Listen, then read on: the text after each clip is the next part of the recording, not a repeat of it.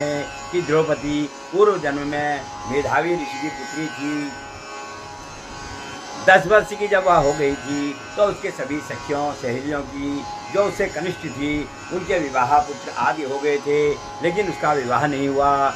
उसके पिता भी उसे पुत्र के समान प्यार करने के कारण उसके विवाह के बारे में सोच नहीं पाए। लेकिन जब वह 10 वर्ष की हो गई तब मेधावी ऋषि को भी चिंता हुई, उसके लिए वर खोजने लगे, लेकिन उसके योग्य वर कहीं नहीं मिला। इसी दुख में कि मैं अपने जीवन में कन्यादान नहीं कर पाया, दैवयोग से उन्हें बुखार आया और उसके बाद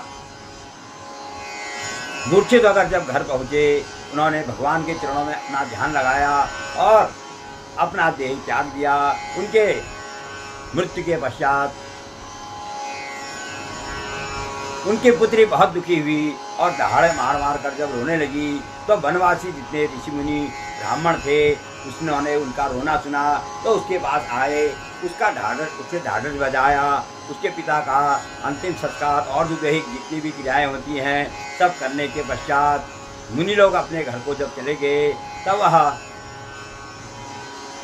बाला अपने घर में अकेले ही रहने लगी और दुखी होती रही और रोती रही। यहाँ तक की कथा आपने कल 8वें अध्याय में सुनी थी।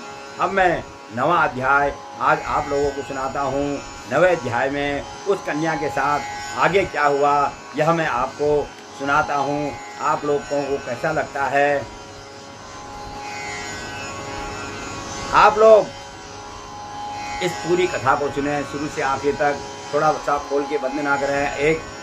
इस कथा को जब पूरी सुनेंगे तभी आपको पुरुषोत्तम मास के व्रत तप आराधन दान का फल मिलेगा, क्योंकि इसके अंतिम अध्याय में कहा गया है कि जो इस पुरुषोत्तम मास को पढ़ता है उसको पुरुषोत्तम मास के स्नान जप तप आराधना और दान का फल अपने आप ही मिल जाता है। इसलिए इस कथा को पूरी सुने और रोज सुने। मैं पूरे 30 दिन तक जब तक अधिक यह पुरुषोत्तम मास है तब तक मैं रोज आपको कथा सुनाया करूँगा। आप लोग रोज सुनिए।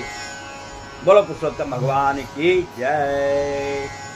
9मो अध्यायः श्रुतोवाच ततस्तं विस्मयाविष्टः प्रवच्च नारदो मुनि मेधावी दिवर्य च सुता वृत्तान्तमद्भुतम्।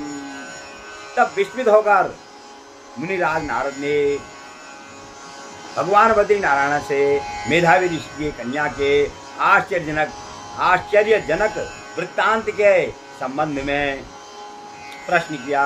नारदोवाच मुने मुनिसुता तत्र किंचकार तपोवने को